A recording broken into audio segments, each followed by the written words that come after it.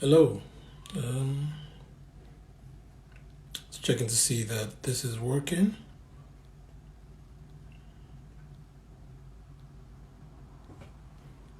Hi, welcome.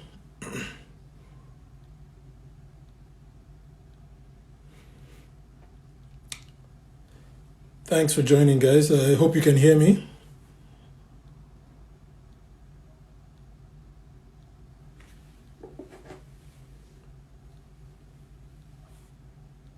Hello.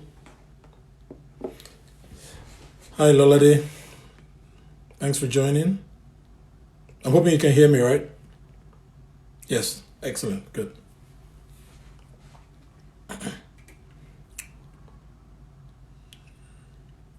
Great. Okay, so we're gonna be starting soon in about a minute. Governor Fayemi will be joining us soon, so and then we'll be, so there's a question mark button right down at the bottom of the page. So if you want to ask a question, just use that button and ask the question, and I'll go through them and probably send some of them to him. So when we start, okay,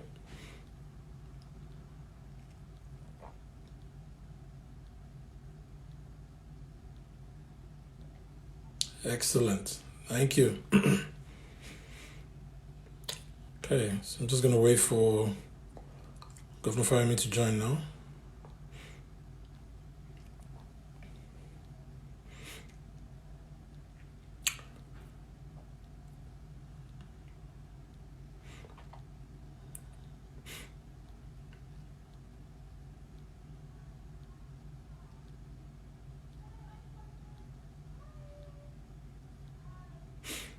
We're gonna be talking about coronavirus and the impact on Nigeria generally, what states are doing, and from the point of view of Ekiti State in particular, but you know, Nigeria in general, and how Nigeria is looking to mitigate this.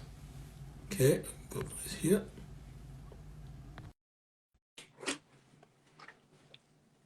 Yeah, Governor Fayemi is joining us now.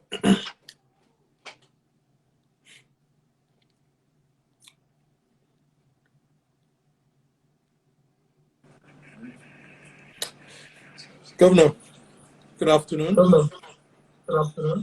Hi, Feyi, how are you? I'm good, thank you. How are you? I'm good, thank you. Well, we're on lockdown, but Well, considering you're the one who we're locked still yourself alive. down. So, Well, I can't lock people down and not lock myself down. yeah, well, that's true. So, Yeah.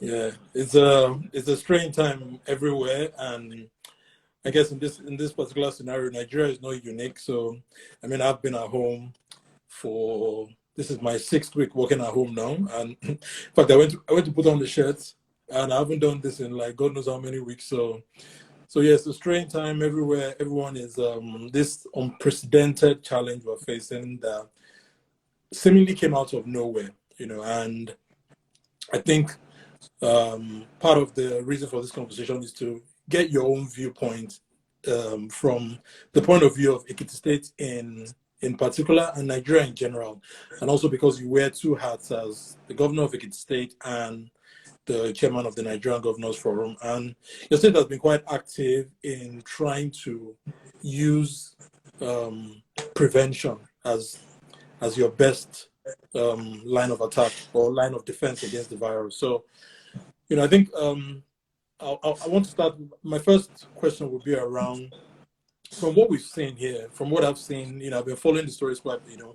Information is kind of a powerful tool, and once people know how bad it is, they alter their behavior. Once people know, what to do to protect themselves, they adopt those measures. We've seen that here in the UK and generally around the world. So I think my first question to you would be, you know, is your message cutting through? I mean, so far, based on what you've seen, the message you're trying to send to the people of Ikiti, is it cutting through? Are you getting through to them?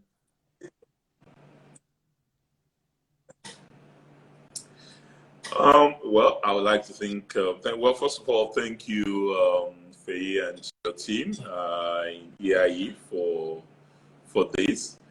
I would really like to tell you that the message is cutting through, but I know that we still have a chunk of our population, even as enlightened as we are in Ekiti, who believe that we're just punishing them unnecessarily.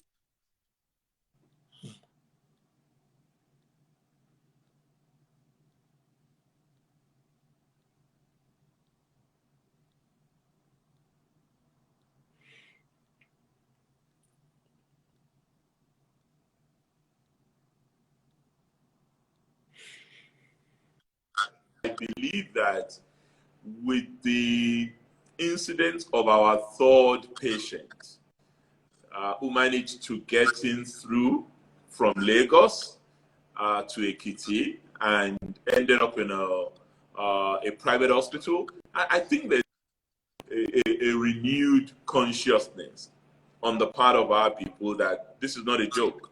When you then put that astride the unfortunate loss of the chief of staff, the message is beginning to sink that this thing isn't a joke. We need to listen to what our government is telling us, and we must do everything to protect ourselves. And if staying at home as a preventive tool is the best way to protect ourselves, then we might as well just do what government is asking us to do. So I sense that it's beginning to get down to all the nooks and crannies as much as possible, because we are also using alternative media. We're using town announcers, we're using our own local media, we're using traditional rulers, we're using churches, we're using mosques. Any vehicle that could enable us to talk to our people, not just the traditional media and the social media. Okay. I mean, so before this, was Ekiti, I mean, I don't know if this is the best way to do it, but was Ekiti a high mobility state? So, I mean, did you have a lot of traffic of people coming out and going in of the state before all this happened? You know, and what kind of things were the drivers of that kind of mobility? So surprisingly, I wouldn't have thought so myself. Even as governor, I thought we were pretty compact.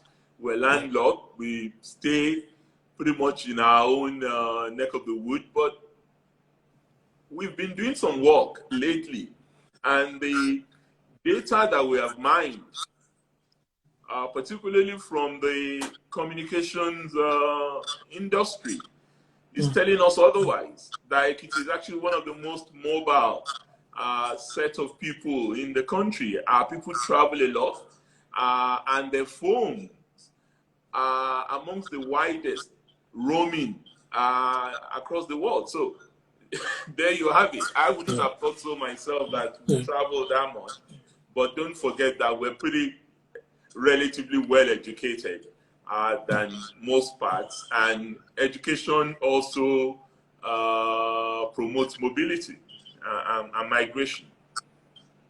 Okay. So we're discovering that a lot of our people are generally move back and forth. Okay. I think obviously, one question that is on a lot of people's minds, and obviously coming through the comments, I can see is people, asking if you're going to stop people from moving around. What are your? I mean, we love this word in Nigeria, palliatives, but what are you doing? What are the things you're doing to sort of mitigate the impact of such a harsh measure like this, which is harsh anywhere, everywhere, Well, no one really planned for this in advance. Even when this happened in Wuhan, I'm sure a lot of us felt that was too distant. It wasn't likely to get to us. Now we have it, and we've got to look at how it affects the most vulnerable segments of our population.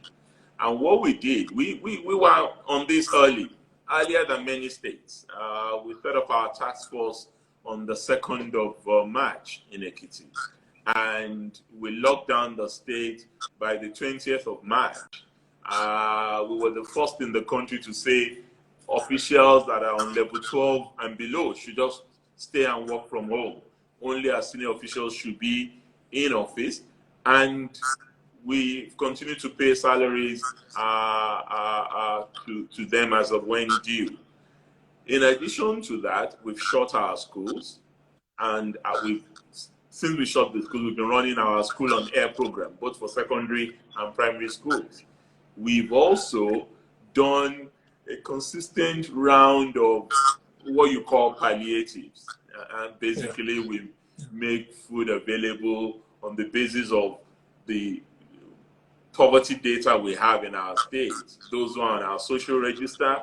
But we didn't just stop at that. When we started getting feedback that, okay, there are some poor people here who have not been given things, or you have those who would argue that, well, all of us are vulnerable now, even if we're on salary and we are being paid. In light of what is happening, we're all vulnerable. So come and give all of us palliative food, particularly. The reality is that we haven't got that kind of resources. So we're taking data also from people on the basis of what they think we should do with their neighbors. Be Your Neighbor's Keeper is one of the programs we're running. And people send in information on people around them that they feel should be supported and offered assistance. And we've done that. In addition to the distribution of the first round of our cash, conditional cash transfer beneficiaries. Don't forget, in Ekiti, we've always had a cash transfer mechanism for the elderly. Since my first time in office, we've always done that, and that's continuing. Yeah. It has nothing to do with COVID-19. We basically do that here. But for the poor who are not elderly or out of job, we now are doing something for them. And also for those who are in job but have suffered a loss of income in light of the lockdown. We are also looking at ways of ameliorating their conditions. So we are doing, and it's ongoing. It's not a one-time thing. I mean, we've continued. We're doing today. We're doing tomorrow. We'll continue to do until we no longer have a lockdown in our state. Okay. I mean, those those payments, are they cash or electronically paid? I'm just curious. Well, our established one is electronic payment. That's our social security benefit for the elderly, because we've been running that for some time. So that's electronic payment. We have designated banks that help us manage that. But the conditional cash transfer is a federal government initiative. It's not a state government initiative, like our elderly support. And that one, so far, is cash denominated. But I know that the Ministry of Humanitarian Affairs that is responsible is already piloting digital payments in a few states. And ultimately, I believe that will cut across the entire country, because no one really believes that cash payment is the most preferred option. We don't think it makes for accountability and transparency. And in this day and age, it really should not be the vehicle for accessing people. So, and I think the ministry is mindful of that. They're trying to see what they can do about it. Okay. I mean, I think so. A lockdown is I mean, whatever anyone else calls it, it's to buy you time. You know, it's to slow down the spread of the virus. It's not. I mean, Absolutely. and we know that you can never be locked down forever. So, I mean, my question is, in this lockdown period, so you said it's almost a month now. I mean, the time you've bought, what are you using? What have you been using it to do in terms of, say, healthcare, in terms of, you know, scaling up whatever, maybe infrastructure or whatever to deal with this kind of thing. So basically, the time you bought with the lockdown, what have you been using it to do? Well, a good question, Feyi. You know, as I indicated, we started this fairly early, and by the time we eventually got our index case around the 15th of March, we had already set up our isolation center.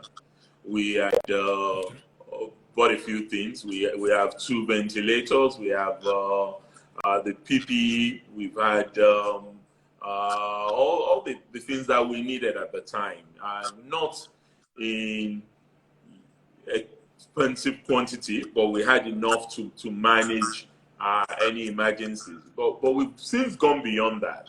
In Ekiti, we've set up a resource mobilization committee that has a lot of our prominent citizens in it, led by Chief Afe Babalola, Prince Julius Adeluyi, all the former governors. Very prominent Ekiti people are on that committee, and they've been working flat out to look at three things: medical and logistics, which deal with COVID and post-COVID health infrastructure, funding, and then development support from our development partners, the World Bank, the FID, you name them. And these committees are working on all of these issues, particularly to do with expanding our isolation center now to a 120-bed isolation center. I mean, the proposal from the Presidential Task Force is that each state should have at least a 300-bed isolation center to deal with any eventuality. States like Lagos, of course, theirs is different. They will need 1,000 or more.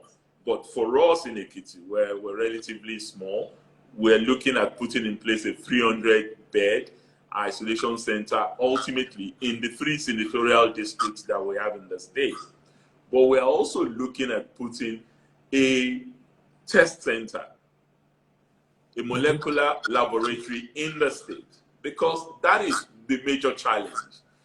Today, we have over 600 positive patients out of about 7,000 tests. So that tells you 9% roughly. If you extrapolate to a larger population figure, then that's scary. Very. That's very scary. So, but the thing is, we are not testing enough, and we need to be doing a lot more on that. And we think that this is something that we as a state, we need to take specific action on. NCDC, with all the best intentions in the world, may not be able to put molecular laboratory in every state. I mean, they've ramped up from 5 labs to 12 labs now, but all of those 12 labs are not anywhere in our state. So we're looking at 2 things: converting the TB, tuberculosis, HIV test laboratories machine, which we have in our state, to a COVID-19 test laboratory, to actually putting in place a brand new test center that can really outlast COVID-19. Viruses will come. Even after COVID, we will still get other viruses. So we need to be prepared on a longer term basis. So that's one of the things that we're using the funds we're raising to put in place, in addition to our isolation center, and then getting more PPE, personal protective equipment, and then, of course, the drugs. I mean, everybody will tell you that the drugs are not approved, but the reality is that those who are sick and are getting better, they are giving them something, even if it is not being publicly accepted. And we know that in other places, these drugs, hydroxychloroquine, which any Nigerian who grew up in the 60s or 70s is very familiar with. That's what the diet we grew up on, and I think we should be ready, and we're procuring those as well. Okay. I want to ask, in addition to additional palliatives. Yeah. So I want to ask you a slightly different question, just a quick one. Basically, obviously, this is now the #1 priority. This is, this is taking up pretty much everything and all your resources. I just want to ask, because I mean, we should assume that the virus will come and go, but what would you have been doing now if there was no coronavirus? I mean, in terms of your plan for the state, because you only have 1 term, this time around, so in the way, I mean, if we go back to December, this is Q2, we're in Q2 now. If we go back to December and there's no coronavirus, I mean, what did you have in place to be doing now? Well, you know that, as you rightly pointed out, this is my second time in office, but I had a very clear agenda. It was a 5-point agenda when I came into office, focusing on agric and rural development, focusing on knowledge economy, focusing on social investment, focusing on industrial and infrastructure development, and then on equality. So those 5 things are things that are ongoing. I mean, we are rejigging the infrastructure in the state. We are putting in place a cargo airport for our agri project, for example. We're clearing land in the state. We are working in partnership with some major agri institutions. Promesido is setting up in our state a dairy milk factory. Dangote is setting up a rice mill in our state. We have a number of players, Stallion, Promise Point setting up cassava mill. We're working on oil, palm, and cocoa. So all of that, yes, has been slowed down, but we're not stopping. We're moving on that, because you see, there has to be life after COVID-19. And I wrote a piece on the basis of the discussion we've been having in the Governors Forum that came out in the papers here yesterday, basically talking about turning adversity to opportunity and refocusing our energy on things that would enable us outlive this period. Oil prices are down. We've been talking about diversity all our lives, diversification of our economy all our lives, and things are still not where they ought to be. We now know that broadband is not a luxury, because we are all locked down at home. So we should have broadband in every part of our country so that people can access and continue to do their work. So digital economy, improving the skills of our workers is very critical. Ensuring that we are able to now focus the resources we have on health and education by ensuring that stuff like infrastructure is driven by the private sector, and we enable our economy to do that for us. I mean, subsidy is gone now, not because we wanted subsidy to go, but subsidy has gone. So what do we do with what we're clawing back from subsidy? What are we dedicating it to? So these are the issues that are occupying the minds of governors. We've had like 5 meetings in this short period, and it is interesting. As the head of the government, I've been pulling the legs of my colleagues that, look, you guys, you turn up for this meeting that we do on Zoom and Microsoft Teams. 30, 34 of us attend this meeting. When we used to have physical meetings in Abuja, it would be a struggle for me to get 20, 24 of them there. So, I mean, things are changing, and I hope we'll continue our Zoom meetings after. Definitely. And people are enthusiastic about this. Okay. I can imagine what it would have cost me if I'm going for Governor's Forum meeting in Abuja with my own entourage, fuel, hotel, you name it, for 2 hours meeting, and then I rush back to Ekiti to come and face my local issues there. So I think COVID, in a perverse sort of way, is going to help us deal with issues that we've been trying to grapple with all over for a long time. Okay. Interesting, yeah. So I mean, hopefully we see some things. I hope some things will stick beyond COVID. So I mean, borrowing your Governors Forum chairman hat now. I mean, if I'm looking at Nigeria now as an outsider, just somebody as an outsider looking in, I'm seeing things like some states locking down.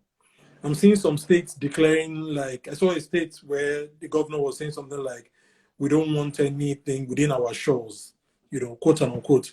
So, I mean, it's looking like some states, like you said, for example, Ekiti State locked down early. It seems to be that every state is doing what it thinks best, or is going along on its own plan, doing things independently. I mean, so from the point of view of the Governors Forum, you being the chairman, I know the Governors Forum is you are sort of like a first among equals there, So, but what are the areas of cooperation that are currently happening in the Governors Forum that maybe we might not see as outsiders, or are there things that you're trying to drive to get states to sort of sing from the same hymn sheet, basically, in terms of fighting this virus?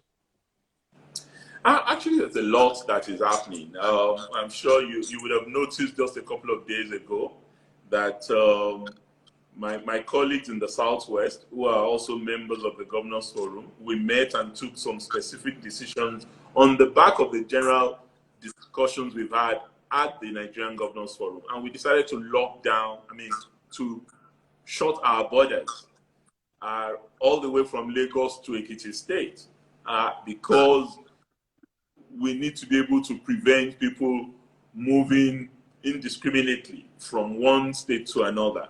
At the level of the Governors Forum, this is a new area for us. You are right, we need a joined up strategy with the federal authorities and ourselves. And those meetings I referred to, that is what they concentrated on in designing a framework that would be common to all of us. We brought in the NCDC, the Center for Disease Control, to give us a template. What do we need in order to put a test center in place? What do we need to do to set up an emergency operating center? How do we put together an incident action plan for our health workers and ourselves? So all of those templates are virtually common to all of us now. We've agreed on what is required. Well, you put it right that the forum is a community of equals. I think we're all agreed that this is a serious problem that requires serious attention from all of us. There's no doubt about that. But we have cultural impediments in some cases. We have religious challenges in other places, and we need to overcome that. And the degree to which you are able to confront those challenges in your state will determine how you respond to these. But for people who don't have any case in their state, somehow it's very difficult for them to envision that this is a big threat. And it might appear as if some of us are just exaggerating the threat. But we've also seen stuff in other countries where a month ago in some countries, they had less than 40 people who are dead. And then 1 month after, they have 15,000. Yeah. So we haven't even come close to our peak. So preparing now helps us to confront it when we get to that stage. We also have been meeting with all the people who are interested in supporting this. The Governors Forum have been meeting with the development partners, coordinated by the World Bank, and we've had extensive conversation on how we think they should support this effort without undermining the place of the federal government as the sovereign dealing with the multilateral and bilateral partners. The reality is that it is in our states where you have to confront these challenges. The federal government is the sovereign, but the federal government will still need our own input into that process. And they're working very closely with us. The Presidential Task Force comes to our meeting to brief us regularly. The Federal Minister of Finance is always at our disposal when we require to join us. And the Honorable Minister of Health, the DG and CDC, they've all been collaborating effectively with us. But there is no question, you are right. We need to get to a level where we are all on the same page in terms of our response mechanism to this. Otherwise, it will be difficult to manage. Okay. All right. So people are asking questions. I'm just going to pick one of them now. Somebody has asked a question, which is, and it's a tough question, but I'm going to ask you anyway. When is a lockdown too long? You know, what do you think is the breaking point of a lockdown? Of your lockdown? Absolutely. We're elected officials. We're bound to be responsive to the yearnings of our people. And clearly, a lot of our citizens, they eke out a living on a daily basis. They're not on salaries. And we must find a bridge, a medium point between the health of our citizens and the economic survival of our citizens. So I believe at some point we will need to revisit lockdown on the basis of the evidence before us, but it should be dictated by evidence and fact. I believe, for example, in our state, we may get to a point where we allow movements internally within the state, but we still shut our schools, we still close our boundaries, we still ensure that there's no gathering, religious or otherwise, social, but at least people can move around and do their business. I think it's coming to that point soon, so that we will need to look at it on the basis of facts presented by health professionals. Right. You mentioned schools just now. Someone else also asked a question that, I mean, what are you doing, or how is education continuing in this period for school children?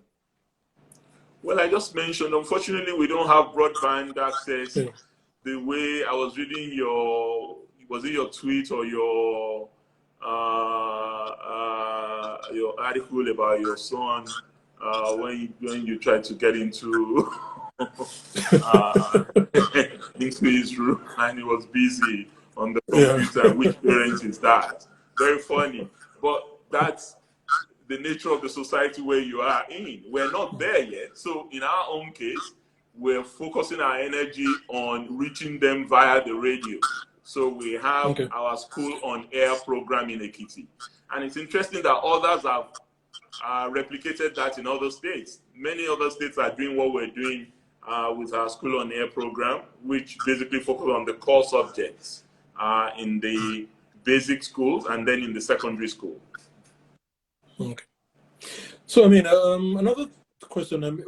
We've seen in Lagos State, since the lockdown began, there have been tensions. I mean, just to put it mildly, tensions in terms of, young men with nothing but time on their hands, now getting up to no good, creating mischief, harassing people. And have you seen a similar kind of thing in the city? I mean, what has been the direction of movement in terms of crime in this lockdown period? Well, I guess we're relatively fortunate. This has not been a crime-ridden state, COVID or no COVID.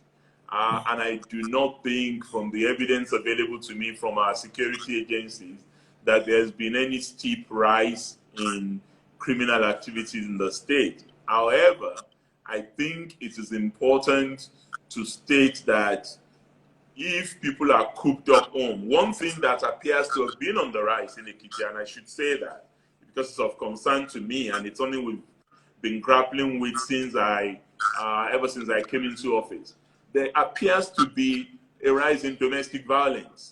So we are having to deal with that, and also to assist particularly women who have been caught up in this, who we clearly are providing safe houses for in the context of domestic violence rising. But I'm sure that's not unique to us in Ekiti. If you have people who have not been regularly cooped up in the same place for a long time, and all of a sudden they now find themselves being cooped up in the same place, it may lead to all manner of responses, violent or otherwise. So that's a challenge, but not crime as in robbery or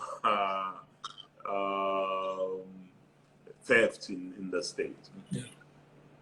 Right. So, I mean, just to further from that question, I think, like you rightly said, it's something that we've seen here in the UK. An increase in domestic violence is happening in France, and I mean, it was even predicted anyway when people, before the lockdown started happening, they were, the NGOs who work in this area were already saying it. So, I mean, specifically, Nikki, I mean, I just want to dig deeper into what kind of things you've seen and what specific things you're trying to do to solve those kind of challenges, because I mean it's well, one thing we've seen, of course, I mean, people are still trying to sneak in. I mean, people either coming from Lagos because there is a higher focus on COVID-19. There may be people who suspect that they already have it and they don't want to be locked in an isolation center. I mean, our third case is a classic example of that. This was somebody who came in from Lagos in spite of our lockdown, managed to get in to the state, went to a health facility to try and deliver herself of a baby. And when she ran into some problem there, ended up in a private clinic where she got a cesarean section done. Thankfully, the baby is fine. The patient is also recovering in teaching hospital now, but that's a challenge. I mean, we're having to grapple with that. She's not even an Ekiti indigene, but that's neither here nor there. She's a Nigerian working in Lagos from another state, but she's, for whatever reason, chose to come to Ekiti. And we couldn't find that out until she already got in here. So that's why our lockdown has become a little bit more stern in the way we are undertaking it. And of course, that may well lead to differences between some citizens and ourselves. I mean, some people, in spite of everything we're saying, we still caught a pastor yesterday holding a congregation of over 100 people, in spite of what our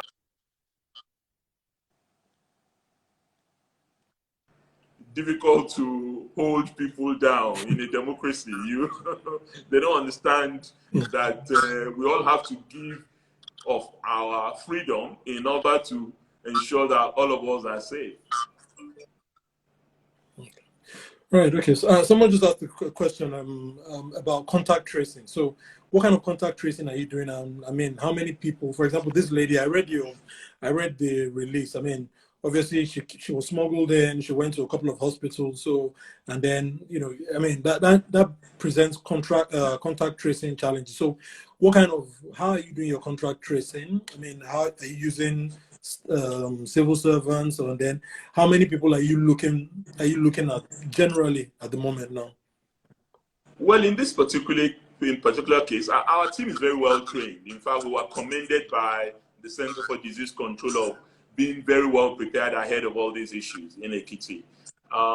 In this particular instance, we had 43 primary contacts, and as of this afternoon when I checked, 39 of them have been tested, and we're only waiting to receive the test of 3 of the primary contacts. Of course, the primary contacts would also have secondary contacts, but if we at least ensure that the primary contacts are all negative, or we have just a few of them that are positive, it limits the likelihood of community spread beyond a certain level. So that's where we're at. We've virtually found almost every single primary contact as far as the case is concerned.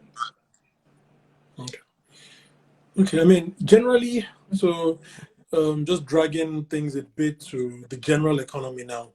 I mean, like we mentioned earlier, COVID or no COVID, oil prices are below $30 at the moment. It has completely knocked out the budget. I mean, what are the things that you are having to, I mean, basically cut out of your planning totally, in terms of things that are just no longer possible in light of the fact that oil prices have dropped, and then we also have an emergency, a big challenge that we have to deal with?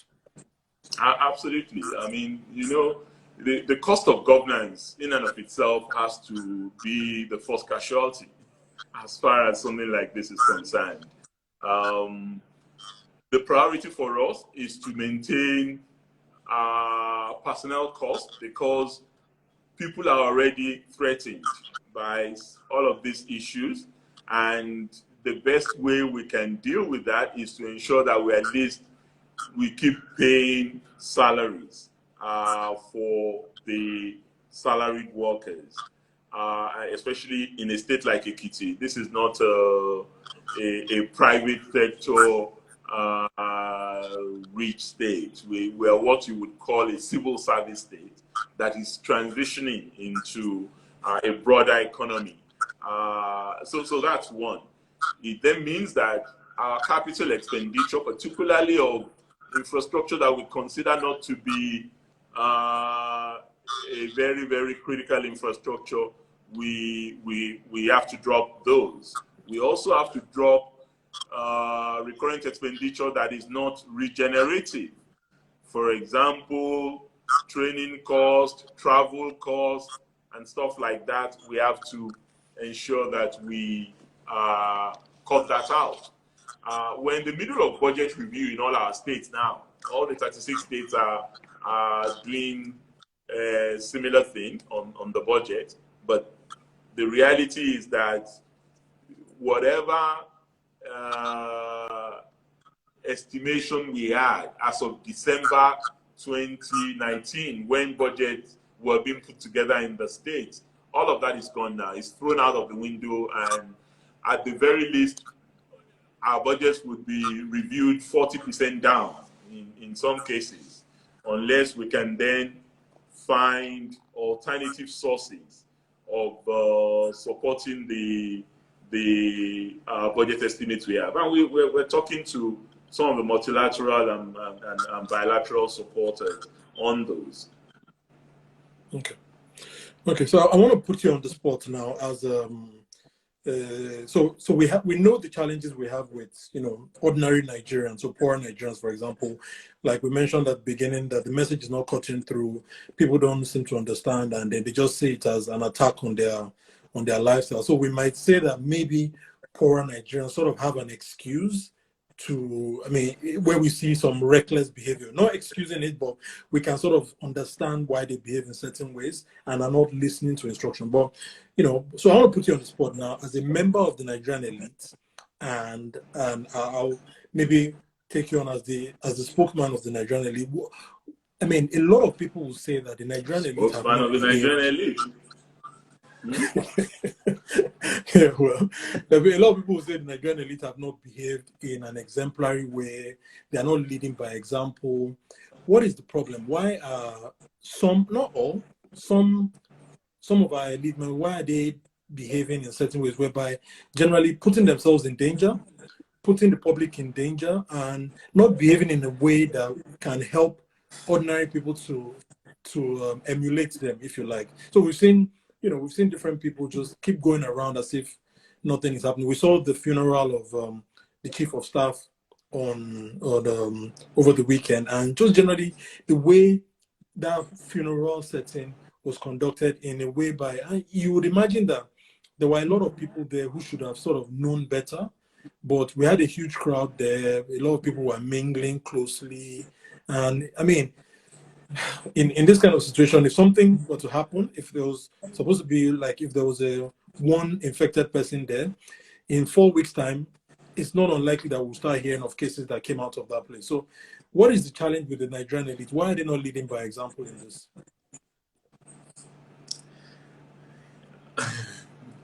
Feyi, you're really putting me on the spot, but I don't mind that because you're dealing with a serious issue here. For me, I think the very first challenge of the Nigerian elite is to even develop a basic elite consensus around what is our vision of our country, where do we want Nigeria to be, and how do we want to get there. There is a very unsettling concern for me that things that ordinarily should generate consensus generates a lot of division, and it's not division based on fact or rationality. It's division based on prejudices, ethnicity, religion. Even what you saw yesterday may well be seen as an indication of that. It was certainly unacceptable to some of us that happened. I would like to think I was fairly close to the deceased. Let me put it that mildly. And I would have loved to be there.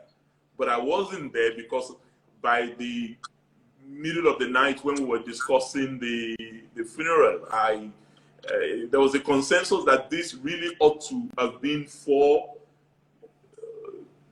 the family members. That was the consensus. So I was surprised when in the morning I woke up and saw this crowd that had shown up at the funeral. And I'm glad that the Secretary to the Government of the Federation had already issued an apology this morning that I read on behalf of government. And I suppose that's also why Mr. President took the decision he took, a right decision, of course, that we cannot be preaching this to the Nigerian citizenry, and then some members of the presidential household and presidential office found themselves there. Yes, granted, Malamaba was someone close to many people, and his loss, something that traumatized many of us. But the reality is the context of that loss ought to have featured in our thinking. So I think there is an elite consensus challenge that we must deal with as enlightened, because I would like to see elite not as a derogatory term, the way you seem to be conveying it. I would like to see it as an enlightened set of Nigerians who ought to know better. And you're right, we should behave differently. We should be examples to our citizens. We cannot preach one thing and do another. I mean, I've been cooped up in Ado-Ekiti in the government house for a month now. And there are people who will tell you that Kayode Fayemi is always on the road. We hardly even see him here. But these are interesting times. So I'm here, and I'm dealing with the reality of COVID-19. And I believe every one of us that belong to that fortunate group of Nigerians should behave better. We shouldn't be behaving badly.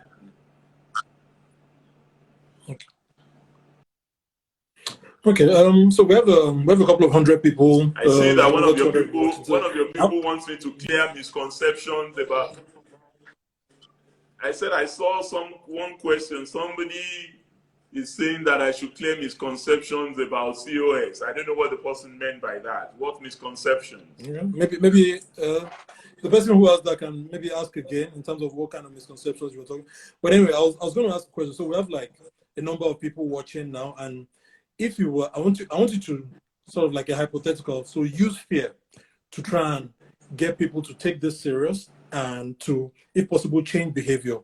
What is the worst case scenario for if you were to imagine that you are looking at all Nigerians now and you wanted to scare them into taking this serious and letting them know how bad this thing can get if we don't observe social distancing, if we don't stay at home, if we don't wash our hands, if we don't do all the right things, if you were going to speak to Nigerians now and tell them that this is what will happen if you don't follow the guidance and everything that you're being told. I mean, what are you saying? What is the scary data that you can use? It's not even fear, it is reality. I gave you some numbers earlier. We have 7,000 tests that have been done. I'm quoting NCDC figures. As of today, we have 600 plus people who have tested positive. If you extrapolate from that, that's what? That's, I don't know, that's 8-9%. About close to 20 million Nigerians. So close to 20 million Nigerians if you look at 200 million as our population. That's what we're talking about, and that's scary. To me, that is extremely scary. And that's really the figure Nigerians should be looking at. Also, last Sunday, not Sunday yesterday, last Sunday, I saw the figure in the United States as 20,000 deaths from COVID-19. As such, yesterday, that figure has literally doubled in an environment where there is, I mean, if you like, sophisticated health infrastructure, other support mechanisms, resources for palliatives. People are getting checks of $2,400 and all that. So if they're going through that, what would happen to us in Africa, in the slums of Kibera, or in Nima, in Accra, or Lagos? So I think it is absolutely scary, and we should take it very, very serious. We should. The numbers are, I mean, and we're nowhere close to our peak. I see the peak in Nigeria coming around June. And we really need to do a lot. And it is possible. We can reduce the numbers if we're disciplined, if we observe social distancing, if we ensure that we provide, we ramp up on tests. We can fix this thing. I don't think it's insurmountable. Okay. So I've got a question from Mofidayo, which is on the screen, and something we probably skipped earlier in terms of when we're talking about palliatives and how people can cope with the lockdown. So food markets, what is the current situation with food markets? And well, we've shut down food markets. In the early days of our palliatives, we opened markets. And don't forget, in Ekiti, we leave a day for people to come out and shop between the hours of 6 in the morning every Thursday. So, but we've left food markets that are maybe in front of your house or in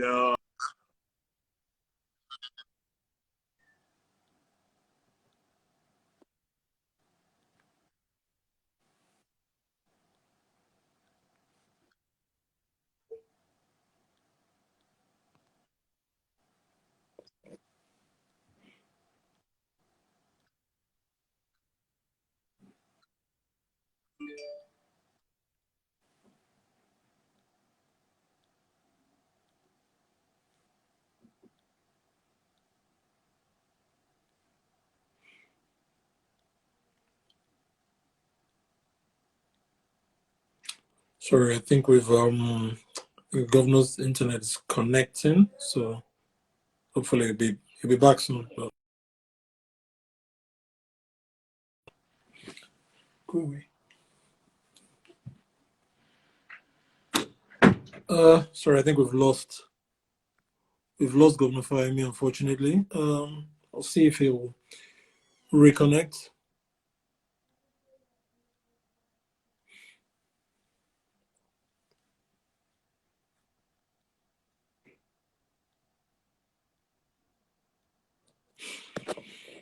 Sorry, yeah, I'm just waiting I'm trying to see if Governor Fayemi will come back. Oh no. Fortunately.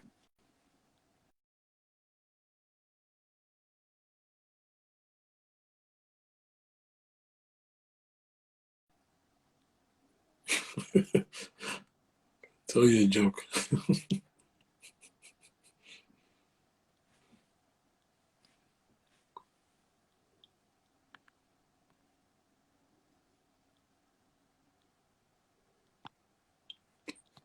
Okay, let's see if I can add him.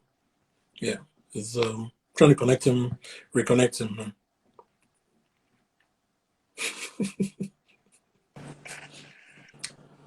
Hi, Shay. Hi, go. Sorry.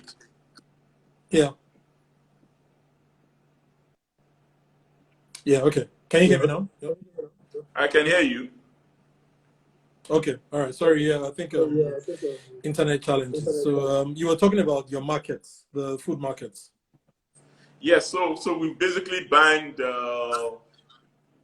food sale in the main market. We've reduced it to what you can buy on a lower scale in the neighborhood market.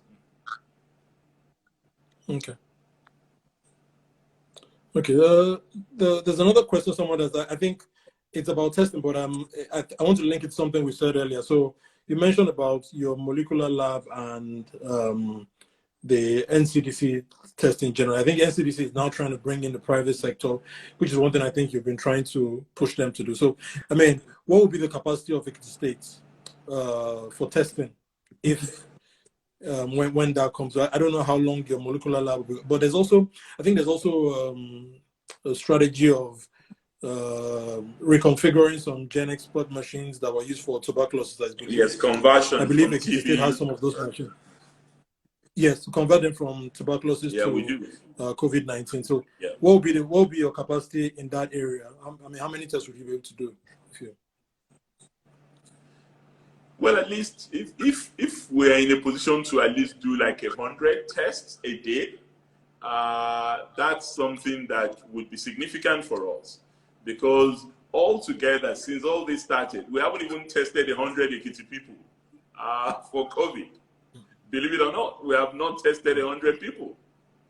So that gives you a sense of how limited the number of tests we've done is. And averagely in Ekiti, small as we are, we should be able to test 100 people a day. We should be doing community testing now on a local government basis, just to figure out. Where do your tests go at the moment? So when you take a swab from our, somewhere in Ekiti, where does it go? yes, our tests go to two places, either to Abuja or to Ede. You have a place in Ede where you have Professor Tomori Oyewale, who's been a leading virologist. There's an African Center for Virology at the Redeemers University in Ede. So that's where our tests go. Okay. Okay. Let me see. Just take one more question from. I think we've covered most of the. I think you have. Okay. All right. So I mean, I don't know what's the next thing. What is the immediate thing on your desk now in terms of fighting, in terms of dealing with this crisis? What's the number one? I mean, in terms of the specific issue you're trying to deal with at the moment. So. Well, for me, at the level of Ekiti, I just really would like us to get back to work. But I know that reality would only be determined by the views of our health professionals. Pending the time we're able to do that, I would like to provide as much palliative as possible for our people, those who are really in need, not those who just want to make entertainment on the social media. I mean, the people who are in need, they don't have access to social media, frankly. They're desperate to be supported, and we want to do that. If we can then support also more enlightened, more educated people, we would obviously like to do that. But that's a priority for us. How do we support those who are caught in this challenge, those who have lost their income because they cannot trade and they cannot earn their daily living? And how do we ensure that we don't lose the opportunity to really ramp up on our farming and agricultural work in the state? Because, you know, this is Ekiti. We're only known for two main things. We're farmers and we're professors. Okay. Okay, I think someone asked a question about your borders, which is something we would never have discussed 4 months ago, but we're talking about it. So, I mean, what are the entry points into it? How many entry points do you have, and which are the ones you're trying to protect now while all this is going on?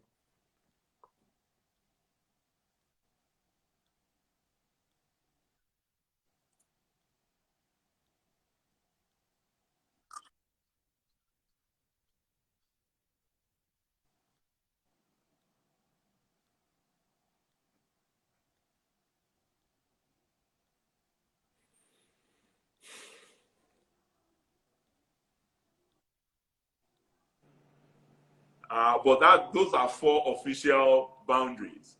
You know that these are contiguous communities. So the person in Odoawa in Ekiti is related to somebody in Okela in Oshun, and they are traversing that. They have all other unofficial routes that they can take without going via the mainstream access. That's where the challenge lies. Okay. All right. So one last question. We've just got about a minute left. Somebody asked, how are you protecting your doctors and healthcare workers in Ekiti? Well, I mean, we have a good crop of healthcare professionals. As I indicated to you earlier, we prepared relatively well for this. And for our healthcare professionals, particularly those that are likely to be first responders, They are provided with personal protective equipment. We're provided with N95 masks, provided with other critical level equipment. But for the, if you like, the primary health centers where we put sorry, we've got 10 seconds.